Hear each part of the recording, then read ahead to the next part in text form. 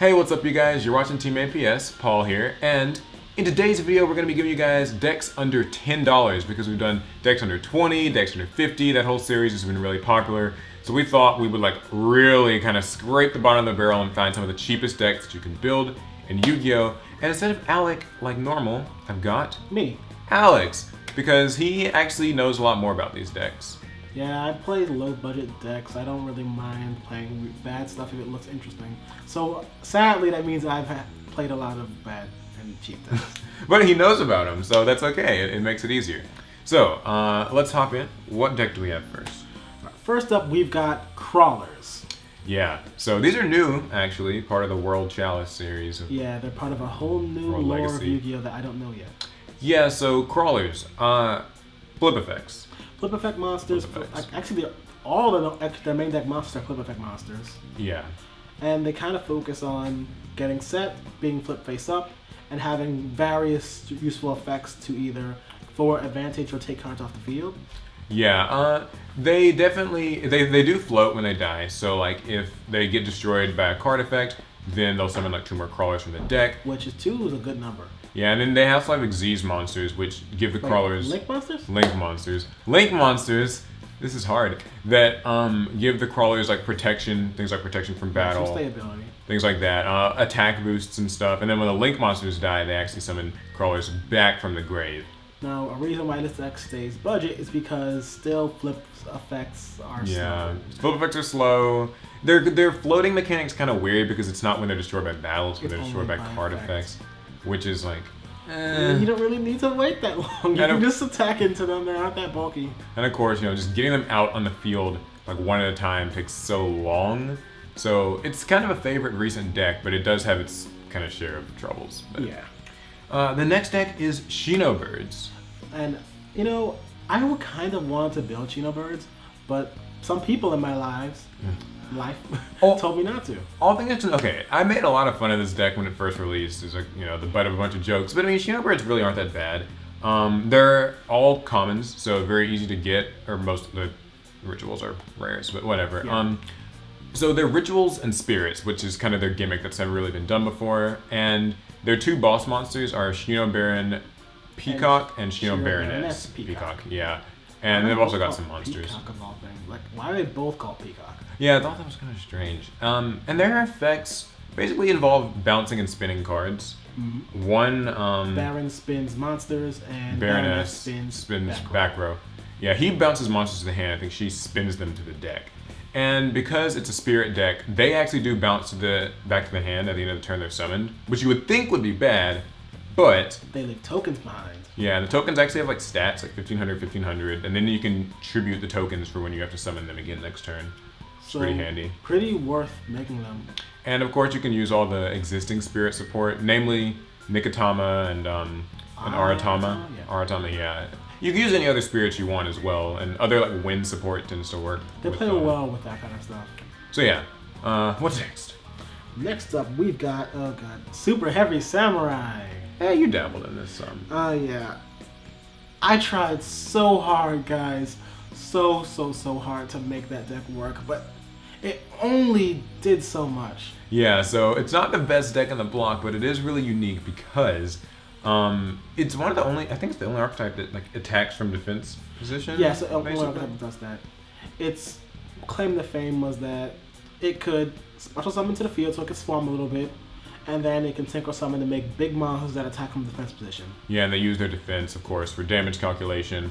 They also have their, Super Heavy Samurai Soul monsters that equip and augment the effects of your Super Heavy so they can do some interesting things. Might even give them like piercing, and I think one gives them piercing for sure. And one can nuke the field and possibly KO both people.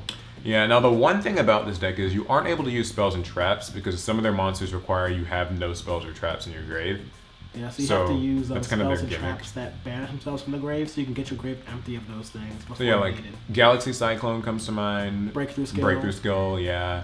And they're all commons. These have actually been released for like years and years, like from set to set. So it's like an anime archetype. That's how it goes. And I say, like, if you want to build it, go ahead.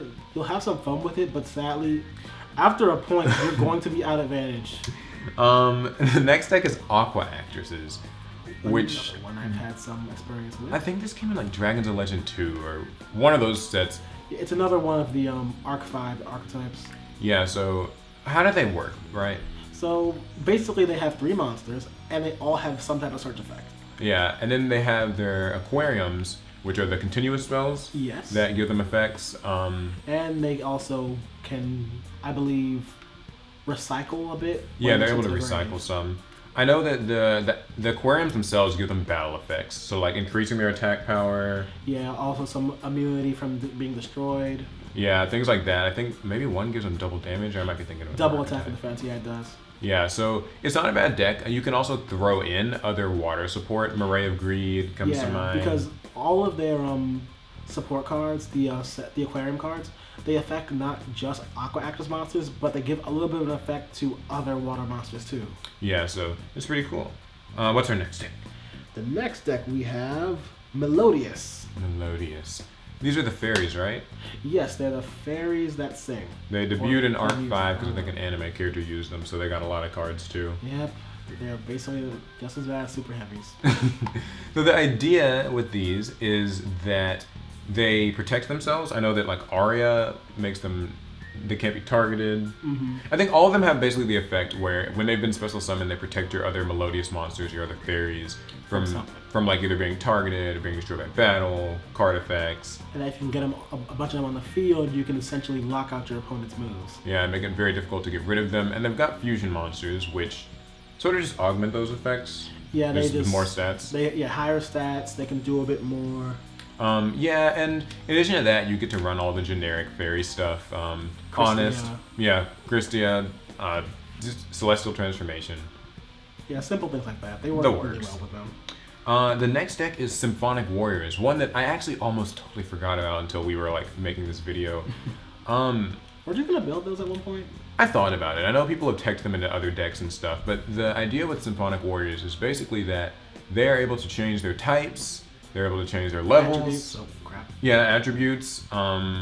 Even their names. I think one of them can change names, all for the sake of making any synchro monster basically that you want.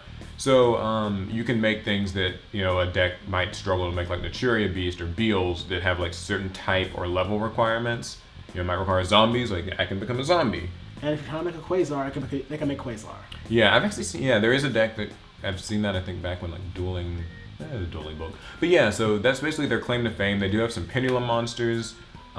They're all low rarity things. Yeah, I believe. they're pretty easy to get. So, yeah, there's them. What's the next deck? Next up, we've got Lunalights. Lunalights. One more Arc 5 deck. Wait, so how many of these came from Arc 5? Funny enough, Arc 5 did release a lot of like funny, like cheap more decks. Than half of this list came from Arc 5. So Lunalights came from that era of like, or they at least remind me of that era of like those fusion archetypes that just like spam the field.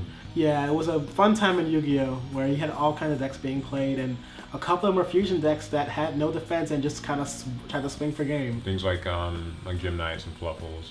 Yeah, that's basically what this archetype is it you just fuse. You fuse and you get into that battle phase. There's Leo Dancer, Tiger Dancer, and Panther Dancer. There's like there's 3 fusions. Blue Cat was the cat one. Then there was Panther Dancer. Say the other ones. Well, there's 3 dancers. Leo Dancer, Panther Dancer, and the point is that as you fuse them together, they get more attack power and the ability to attack multiple times, deal piercing damage, not be destroyed by battle, things like that. When they're in the battle phase, they're pretty indomitable. It's surprisingly consistent. I mean, they can use polymerization. That one fusion spell, I forget the name, that lets you get like 2 of your materials back. So it's surprisingly, and it's also cheap. That's the main thing here. It's very cheap. Yeah, because they didn't have that many high rarity cards. Panther Dancer is like the only expensive card, and I think it's like $2 or $3. So I mean, pretty easy. What's our next deck? Next up, we have Traptrix. They recently got a card actually. It's Mantis, and it's the one that searches their monsters. But the idea with Traptrix is it's the first archetype that actually uses trap holes. So they can search trap holes, they're unaffected by trap holes, they can recycle trap holes. So basically, it's a deck full of trap holes. Yeah, and their boss monster, or Felicia, even lets you use trap holes from the deck. And it becomes her effect. Yeah, and there's like, and basically you just get the choice of any trap holes you want to use.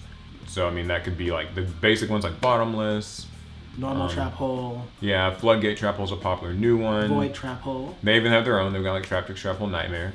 So yeah, it's pick your trap holes, play it. It's a pretty good stun strategy. I think it's the only archetype that's actually immune to a certain type of card. Yeah, like at least not. Yeah, and like in that style. And then we've got Lyrilusc. Lyrical Lucinias, but they shorten the name. Yeah, for some reason here. And it's basically a bunch of level 1 winged beast wind monsters, right? Yep, and they can Xyz into rank 1 Xyz monster.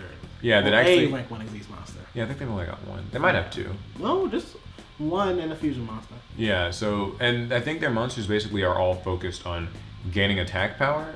Yeah, all the monsters can spam the field pretty easily, and then you can Xyz them all into your assemblage. Nightingale? Nightingale. Yeah. And she can attack multiple times per the number of material she has. Yeah. So what you do is you just quickly get her attack your opponent directly a couple times. And yeah, you want to make her with as much material as possible. Yeah. And so I know that to that end, people sometimes use like, what is it, Raid Raptor, Lastrix, and Painlanius. Sometimes people just use like other level 1 monsters. And you can easily get Jester away with Confit. a single copy of 1-for-1. Yeah, 1-for-1. Where Art Thou? Those types of cards to use the whole level 1 strategy. So, and of course, there's only a few Lyrilusc monsters. They're all common. So. Yeah, I only got one release. Yeah, so. They also have a fusion, but the fusion doesn't matter too much. And what is our last deck? The last deck is Skull Servants. Skull Servants. They're actually, the oldest one on this list, I think. One of the oldest zombie decks ever. Yeah, and a fan favorite. King of the Skull Servants gains 1,000 attack for all of your Skull Servants in the grave, and the white monsters, WIGHT white, basically all their names become Skull Servant in the grave. And they all have, well, for the most part, they have graveyard effects that you can banish them out the grave to help out your game. Yeah, just pitch stuff, protect stuff, recycle stuff. They even got like, I think the card's like White Mirror is the spell that just summons 3 Skull Servants back from your grave or something like that. Try white, it might be that. And you just want to get as many of your King of the Skull Servants out, get high damage on the board. Yeah, and when you have multiple King of the Skull Servants, they can both be at like 6,000 or 7,000 attack points and just kill your opponent easily. And of course, you get to use all the generic zombie support that already exists. Bazooki. Unizombie. Goblin Zombie. Zombie Master. The works, right? And of course, Armageddon Knight for your... Yes, just to pitch. Stuff to pitch. So yeah, and of course they're all commons. So very easy to get. Like most of this video. Yeah. So that concludes our 10 under 10. This started as like sort of decks under 5, but then we just decided to make it 10 because some of them have a couple of cards that might be like $1 a piece. But still very cheap. But still very buildable. It's sad when like it gets to the point where $1 is considered like expensive for a card. You're really right about that. I was like looking up stuff for this video and I was like, oh darn, this deck has like a boss monster that's $3. Guess it can't fit on the list. But yeah, so those are our 10 under 10. Hopefully you guys got some ideas you can build with this. They're a lot of fun, all of them. And please share your ideas in the comments. Yeah, because there's actually stuff we left out, so we'd love to know. Anyways, that's it for the video. Remember to thumbs if you like it, subs if you loved it, hit the notification bell, join the notification squad, and that is going to be it. See you guys in the next one. Pass turn.